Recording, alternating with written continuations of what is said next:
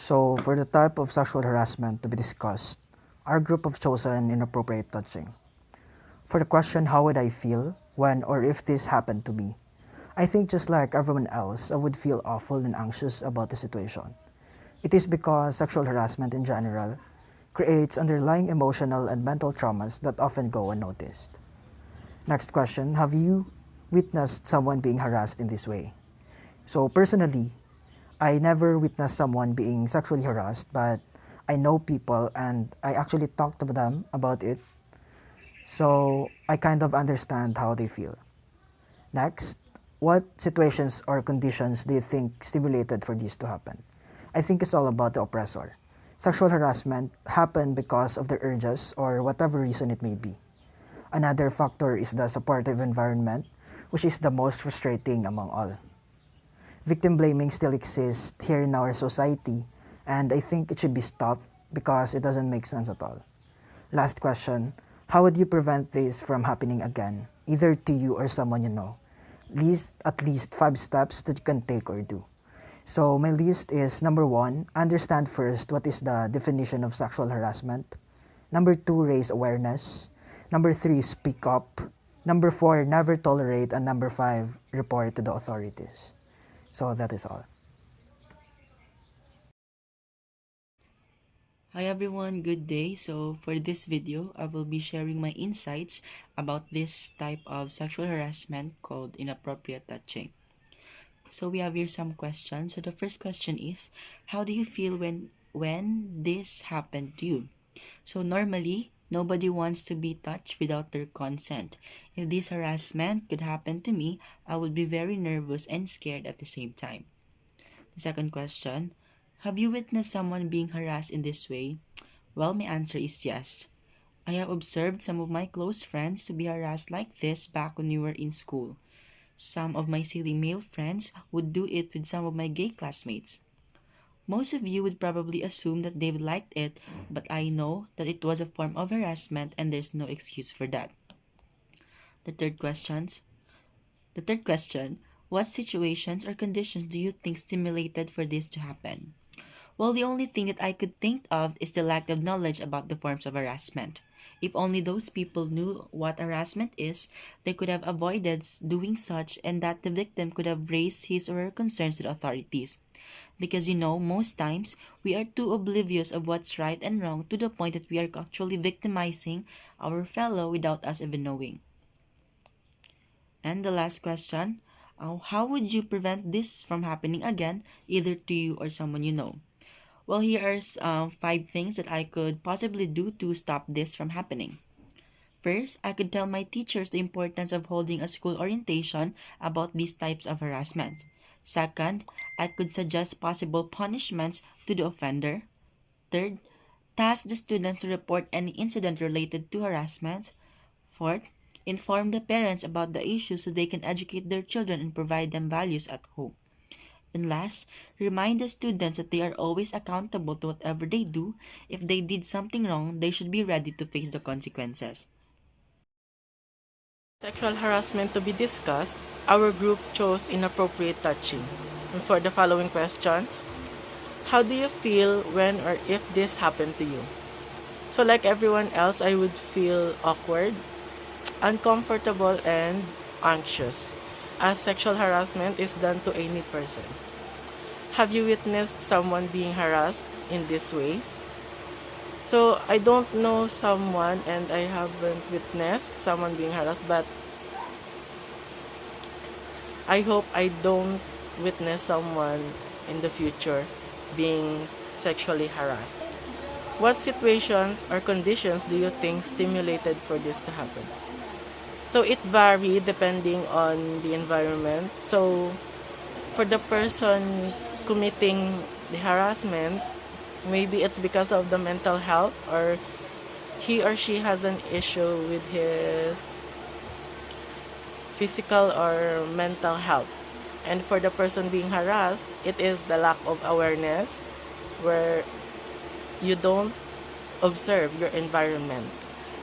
And how would you prevent this from happening again, either to you or someone you know? List at least 5 steps that you can take or do. So first, if to prevent being sexually harassed again is that don't go or avoid going to public places with a lot of people passing by or walking or staying, like parks or malls or places where you feel you are uncomfortable. And next is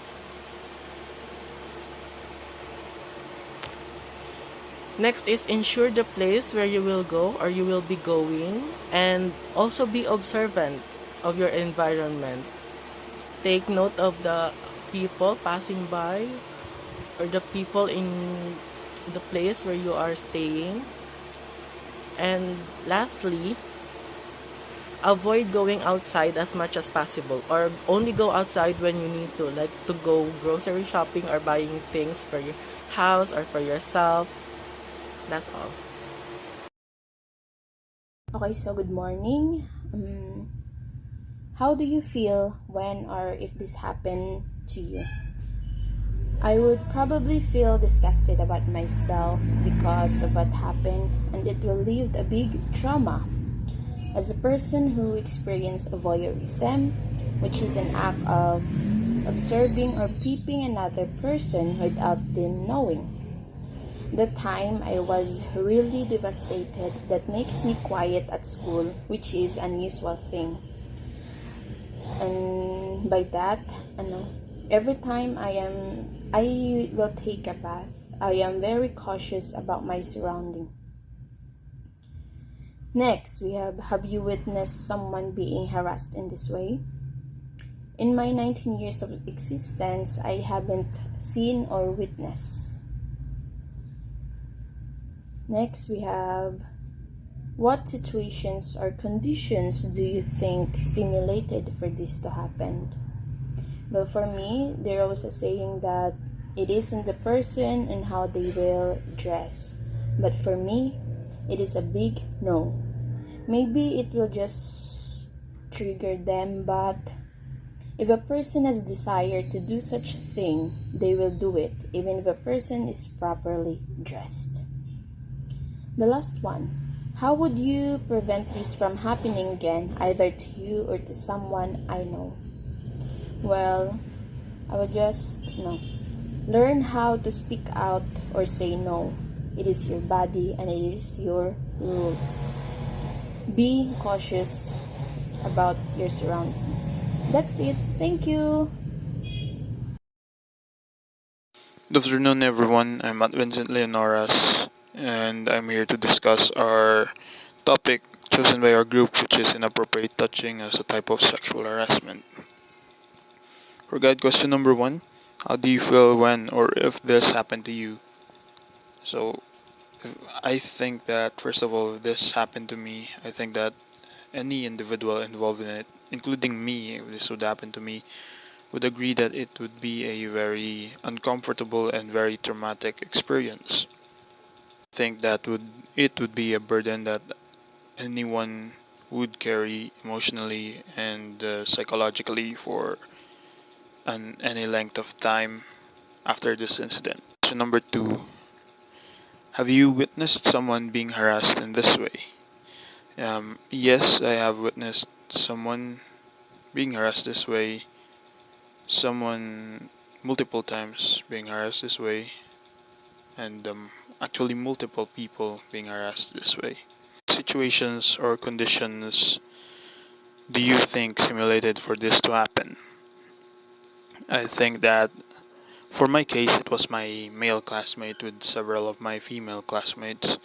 I think that the male classmate was just feeling too comfortable with my female classmates, so he may have unconsciously or consciously chose to inappropriately touch or feel my female classmates, which is I know it's a bad thing, but yeah, he kind of ended up feeling comfortable with them to do such thing, though the female classmates did not consent to him touching them. So for the fourth guide question, how would you prevent this from happening again, either to you or someone you know?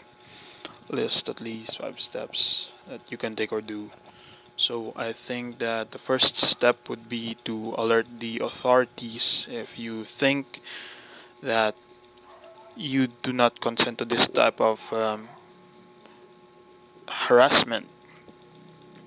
Second is, I think I would have to open up with my friends and family so they can help me, or those who experience this so they can help us, because they might know the right thing to do. Third is, I think the best thing to do is get away from someone who is inappropriately touching you. Get away from him as far as possible, him or her. And yeah, back to step 1, which is to call the authorities if you need immediate assistance. And another thing to do for me would be perhaps know a little bit of self-defense. So when things get dicey, you have a way of protecting yourself. Perhaps even just carrying something like pepper spray or a taser or something. Finally, I think the last step would be to learn your boundaries. So learn what considers as a sexual harassment, so that you can set up boundaries and prevent this before it even happens. So because you know your rights, your privacy, and your boundaries as a person. So thank you. That would be all.